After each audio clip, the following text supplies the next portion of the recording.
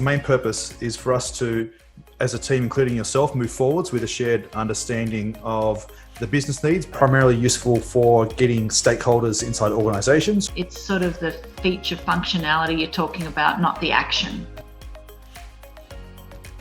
We identify 4 key phases here that are distinct from each other. And you can send direct message to the other meditators.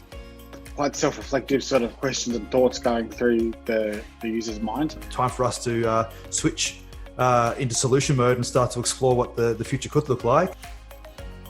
I want them to feel really excited about starting like this new mindfulness journey. And then it also serves them other relevant content. I think voice activated is a really interesting territory to explore, but I'm wondering whether it's a bit too out there. Really quite like to be notified every time their buddy had meditated. 3 short sentences to prepare them for a 1-minute animation.